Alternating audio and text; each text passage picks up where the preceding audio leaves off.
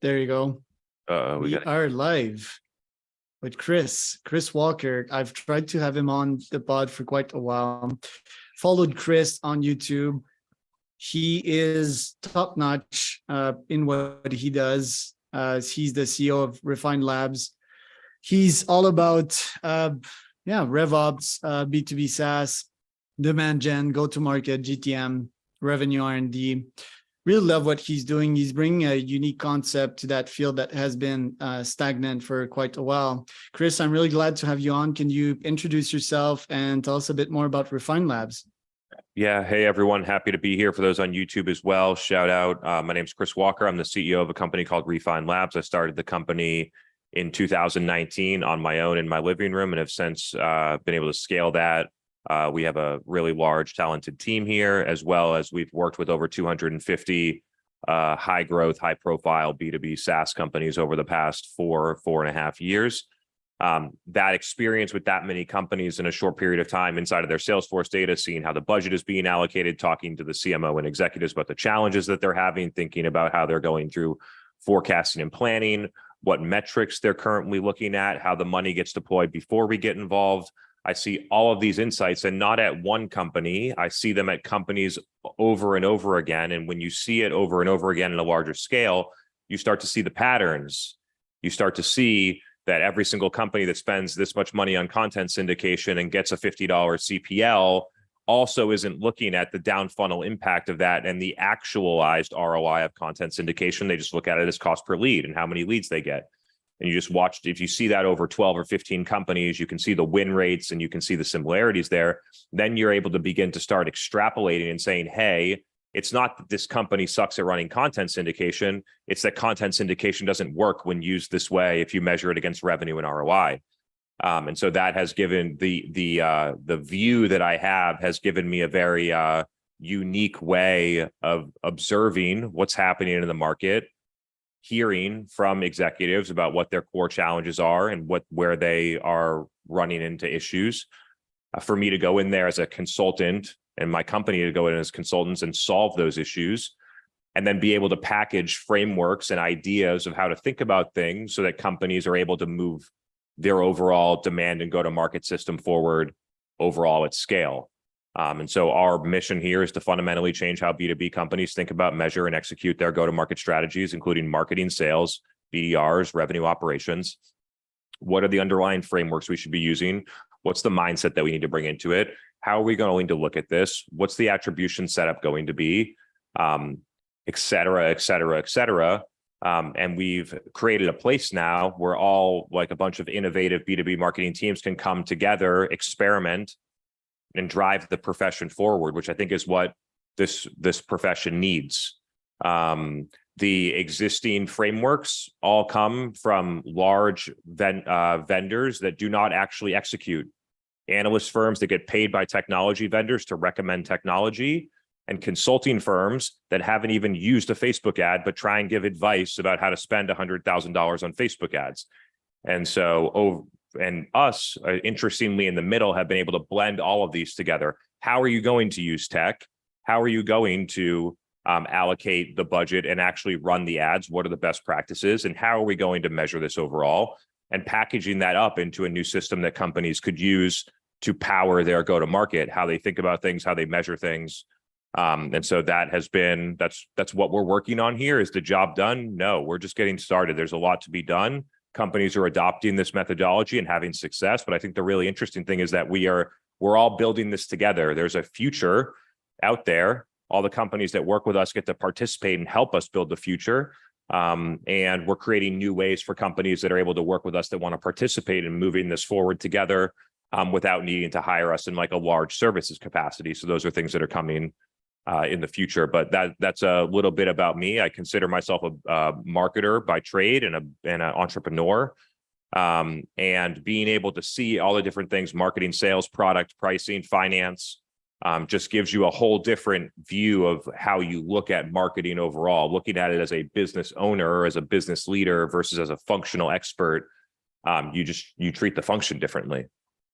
I think electrical engineering background is quite important here also. I can see in you like two things. I can see this scientific mindset that I also have, and I can see the energy. Two things I'd like to talk about. Tell us about your way to view the world in systems. So whether you're trying to like, did I lose your audio? Are we good? We're good? Yeah. Yeah, good. So like whether you're trying to optimize a manufacturing facility, which I've done before, how do we manufacture goods, have less defects, deliver a better product to customers? Whether you're looking at trying to understand the mechanics of a car to be able to repair your car or make it go faster or do things like that, or whether you're looking at a revenue system, all of them are systems. There are lots of different components and parts that then create an end machine that does something. In sale, B2B sales and marketing, we have historically looked at it basically like an assembly line. Marketing does stuff, gets us MQLs, then the SDRs do stuff, get us meetings, then the sales team does stuff and gets us customers. And each individual department optimizes for each of their individual KPIs. So marketing's optimizing for MQLs, SDRs are optimizing for meetings. So marketing's not optimizing for revenue, really, they're optimizing for MQLs. SDRs are not optimizing for revenue, really, they're optimizing for booked meetings. And the sales team is then left optimizing for close one revenue, where everything upstream is not actually aligned. And we think about go-to-market completely differently. Instead of thinking about it as marketing does stuff, then SDRs do stuff, then sales does stuff, is that we have all of the go-to-market resources focused on three core things that actually do have to happen in serial. You need to create demand, you need to capture demand, and you need to convert demand. And marketing, sales, and SDRs can play a part in each of those core things in order to drive net new revenue across what buyers need to do. Just for example, sales team's trying to close pipeline, right? They're trying to convert demand into revenue, but marketing could run field marketing events to accelerate that pipeline. They could run air cover ABM ads to all the stakeholders inside of those companies that are in stage 5. They play a part in converting demand. They also play a part in capturing demand, which is the way marketing is mainly used today. And then we need the entire business focused on how do we create demand? How do we actually make more people in the market want to buy our category, therefore making the market bigger? And when the market is bigger, our company also gets bigger. And so there's a different, it feels nuanced to people that really haven't gone through the work to actually implement it, but it's a fundamental shift in the mindset of how you run your go-to-market and how you deploy major investments across those functions. So yeah, that's what we push companies to think differently about how they structure and measure the go-to-market that way. Where did you get your energy? You're like a powerhouse. Where did you get that? I've learned and developed it. I've always been able to I think a lot of it has mindset driven. I think the initial barriers end up being mindset to it. So like, what are your core beliefs? What motivates you? Like, what's the big grand vision that you're trying to accomplish as a person that gets you excited to go out there and do all the shit that you have to do every day? So a lot of it is mindset driven and having a vision for what you want your life to be. A lot of it in addition is like taking care of your body. Sleep has become a major thing for me. I try to get 7.5 to 9 hours of sleep every single night, actual sleep. I track it and I measure it. I exercise oftentimes, definitely in the morning, oftentimes 2-a-days in the afternoons. I work on my mind in the morning. I have time set aside to go through my mindset exercises and things like that. I've been not perfect, but I've been working on my diet. And I think when you get your body and your mind in the right place, then being a professional, whether you're an athlete or a CEO or things like that, when you do those things right, a lot of the other things fall into place. And then there's a level of drive, discipline, and commitment that has to be from within, that I recognize that very few people have it. I didn't have it, so I know what it's like not to. It's not like people that don't have it are bad and I'm good. Like, I used to not have the drive and the motivation and the commitment. It's something that you learn and ingrain in your mind over time by doing repeatable actions and keeping the promises that you make to yourself about what you're going to do. And that makes a incredible difference to your productivity, your mindset, your confidence, your ability to speak. This is my 4th podcast today.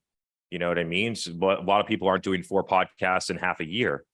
And so there's I have that level of drive because I'm focused on what I'm trying to achieve. That makes 2 of us for 4 or 5 podcasts today. Mhm. Really bullish on the topic. Your vision, you're obviously super driven by it. Is it a vision of a better life, or is it the Tony Robbins 1% better daily? What drives you so much? So there's a personal part of it, which I think about as like reaching my potential, which I don't think we ever actually get to, but trying to achieve the potential. I know that I have a lot of talent and ideas and ability to lead people and change the way of thinking. And I have a lot of those traits inside of me. So how am I able to actually fully realize all of that potential is part that drives me personally. And then how am I able to, through all the things that I learn, both now and in the future, I continue to learn every day. I continue to make quote unquote mistakes and I learn. And how am I able to then transfer all of those learnings to thousands, tens of thousands, or hundreds of thousands of more people to impact their life, their career, and or their business, and have them have more success because of some of the things that I've shared with them. And so those are the 2 things that drive me. I spend a lot of time on live events. I did a live event today with, I think 12 people were on there. And a lot of people that are in a seat like mine right now would say, oh, there's 12 people on this event. This is a waste of time. Let's just cancel it. But I remain committed to moving the industry forward, to helping the people that want to learn, whether that's 12 people or 12,000 people. I'm highly motivated to that, mainly because I was the B2B marketer in 2016, making 85 grand, underpaid, undervalued, driving a bunch of important things for the company. And while the sales team's making 300K OTE, like closing all the deals that we're driving. And so I've been in that seat before. I know what it's like, and I've been able to elevate out of it. And I feel obligated to share with all of these other people who are in that seat, or a director or a VP, that want to do something different in their career or their life, that I'm able to show them a path and try and inspire them to take some action. It's interesting to look how you went from 2016 employed to who you are today. It seems that there was like some kind of drastic shift in there. Was it momentaneous? Was it like, fuck it, I'm quitting, I'm starting my own shit, and I'm gonna be a billionaire? Or was it more slow and calculated? So my original plan was to like work a job and own my own company by the time I was 35. That was my like original plan when I was like 23 years old. And then when I was 28, I worked at a company, and the company and I didn't see eye to eye, and the CEO of the company asked me to resign. And when he looked me in the eye as the way out, and he said, "You would make a great consultant. You should go and do that." And I didn't think that I was ready. And I didn't have the confidence that I could actually go out and do that. And I said, okay, I'll give it 90 days. And I did it. And in 90 days, I was making more money than I did in my job. And I had happy customers. And I recognized that I can make income without having a paycheck from somebody else. And then from there, it's just been it's a build brick by brick. You build the building. You also build yourself. Like, I've had tons of personal and professional growth through building a business, tons of life lessons that present themselves in business. And then you see an acceleration in confidence, ability to speak. A lot of this is repetition too. Like, I do this stuff every day. I practice, I work with customers, I present, I speak. And so a lot of that has been, you see the product now 4 or 5 years in, but I've been building these types of skills for more than a decade now. And so some of the things that I've learned is you're never going to feel ready. If you want to go and start your company, you're never going to actually feel ready, but you are. What the CEO saw that told me to be a consultant that I didn't see in myself yet is that I'm a visionary that has to be the number one, because I just challenge and look at things so differently that I can't build someone else's vision because I'm going to paint it differently in my head. And so that was a recognition that I like level of self-awareness that I didn't have back then, which is why in a lot of cases I wasn't the best employee, because I'm not a cog in a machine. I think like the CEO, so not necessarily the best employee, but drive a lot of impact. And then when you move me outside of an organization, have me insert there, I become massively valuable to a large company. And so and I think some people that are specialist experts in whatever craft they are could have the same thing, that you get paid $220,000 to be a software developer in-house, but all of a sudden you could parachute into a company, do some really interesting special projects, make 220K in 3 months, and then go and do that 4 times and end up significantly increasing your salary. So I think we're going to see more of that. We're going to see more of a blend in a hybrid talent model, blending external experts that benefit through repetition and scale across a lot of companies, paired with internal experts that really understand the customer and the company. And you put those two together and you get a much better product than just having one or the other. And so I expect that we'll see a continued increase in hybrid talent as we go forward. And who knows, maybe an API to connect your Chris AI with the company's AI. What's your view on that? Broadly, what's my view on AI? And APIs and having agents as salespeople. I see a future where this could happen. I was actually just at a coffee talking to someone about this. I see a future where this could happen, but just like when Bank of America has the stupid automated telephone line, when I call in, instead of having a human answer, because they think it's more efficient to have a robot do it. And every time your customer calls in, they get pissed off because they get to the wrong place and they talk to the wrong person. It takes 1 million calls to talk to someone. The same thing will happen in AI, where the customer prioritizes their own efficiency over the customer experience. And over time, I believe, this is just my opinion, that customers that expect a human touch, and they realize, because it's basically a chatbot, that it's an AI agent, that they will have a negative brand perception about the companies that don't deliver a customer experience, especially for high ticket items. So sure, if you want to sell your $99 a month thing with an AI agent and do a lot of like spam stuff right now, you could probably justify that. You go out and try and sell a $100K piece of software in a multi-stakeholder sale, complex environment, long sales cycles with AI, you're going to absolutely destroy your credibility in the market right now. And so I'm excited for the future of AI, but I think we also need to recognize that a lot of the practical applications when it comes to direct customer engagements, we're going to create content and push it out to our customers by AI. We're going to take our salespeople and automate them using AI. These important customer touch points it's a very risky endeavor to take this on right now.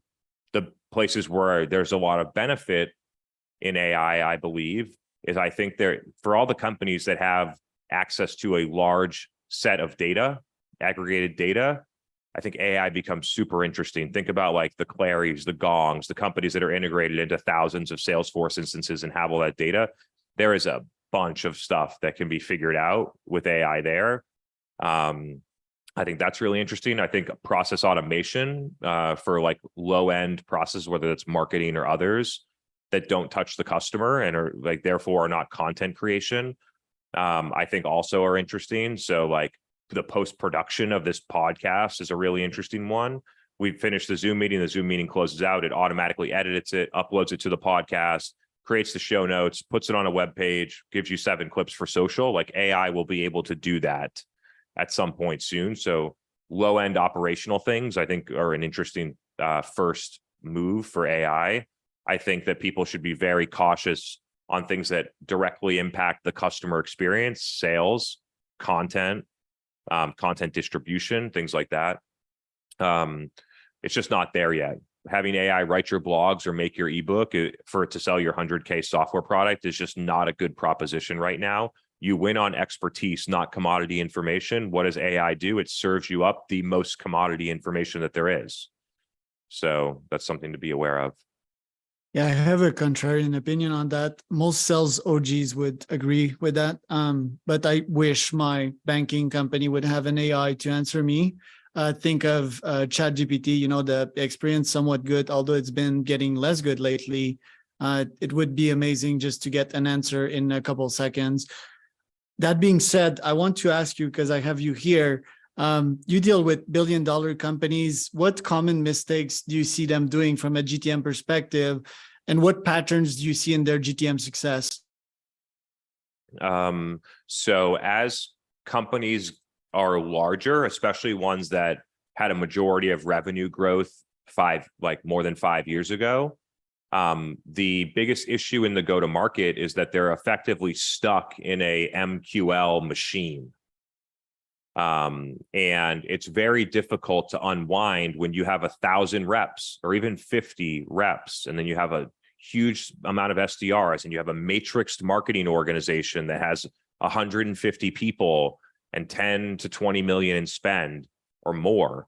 Like, it becomes very complicated to be able to unwind that without, in order to actually make a step change and move forward, both for a customer experience and for an efficiency and scalability of the company. So, like, what do those companies do? One, they typically have an established brand in a mature category.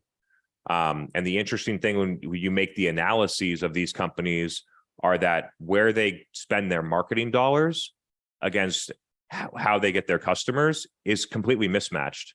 So because they have a mature company with a mature brand in a mature category, they're going to get customers. When you map that against what they actually do in marketing, you see that the leads and the other things like that are not actually driving the actual customers. It's organic market demand that the company is able to capture.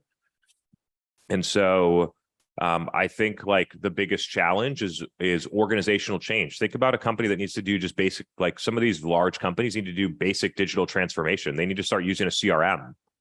They need to start using a CRM properly, which is crazy, but there are billion-dollar organizations that don't properly use a CRM still. So there's, like, companies that need basic digital transformation, and then you need, like, advanced go-to-market transformation from a lead-based model to an account-based model. And how do you actually operationalize that? And as the company gets bigger, it's not like it gets harder to unwind. But the problem and the opportunity, the problem becomes a lot more expensive with scale. And so at some point, companies want to make that change. There's a lot of companies that work with us that are in the $50 to $150 million range that are, like, really primed for that change, because they're not a billion and they're not 10,000 employees. So they have more flexibility than a very large company. But just with any company, as you get bigger, there's more process, there's more hierarchy, there's more resources, there's more investments, there's more time needed to make calculated decisions. So just the organizational change management becomes the hardest part. Last question for you, Chris. Why are you bullish on podcasting? Because if you surveyed your customers and said, do you listen to podcasts? Then a lot of people in your target customer base would say yes. So it's, like, not complicated. If you wanted to do this, you should go and ask your customers, do you listen to podcasts? Do you use LinkedIn once a day? Do you do this? You can see what customers say. You could also get self-reported attribution data that gives you a different view of the same thing. How are customers hearing about you? With that data, then you can decide what things are we going to do. And the reality of the matter is that every single year, our podcast drives more than $10 million in net new business, where people come in, executive leaders, they end up buying from us for, like, mid six-figure contracts and say they heard about us from our podcasts. And so it becomes very easy for me to come here on come here on Tuesdays and do 4 or 5 podcasts, because I know that it's going to drive 50% of our net new revenue this year. And even outside of, like, does the podcast drive revenue? It creates all the downstream stuff. It allows me to do events with audiences. It allows us to fuel our email marketing with value stuff, not automated triggers things. It allows us to have a huge farm of content that we can move downstream into distribution like YouTube, TikTok, LinkedIn, Facebook and Instagram, paid media, organic. It doesn't, like, there's so many flexible options. And personally, it gives me an opportunity to be creative, to explore new ideas, to interact with a lot of people. And so I've found that it really helps me to crystallize some of the thoughts that are in my head subconsciously that I haven't been able to get out yet. It gives me a really interesting creative outlet to do visionary type of work like that. So I think there's just so many benefits to doing it. The cost is your time. So, and then they're like, we have some lights in here and a couple cameras, and it's like it's not some big fancy setup where it's like $30,000 per video. And then you decide as the CEO or the podcast host whether 4 to 6 hours a week creating and distributing content is worth it or not. For me, 4 to 6 hours a week to do more than $10 million a year. If you add LinkedIn in, we're at like 15 million a year attributed to this content program. Like, yeah, I'll spend 4 hours a week on it and I'll keep doing it. And the funny thing is that, like, in 2020, it was probably 2 million. And then 2021, it was probably 4 million. And then 2022, it was probably 6 million. And now it's 10, 15 million. And it grows with you as you keep doing it. So you build momentum. Like I don't think companies understand sort of like the compounding. People understand compounding interest. They need to understand the compounding impact of sustainable marketing over a long period of time.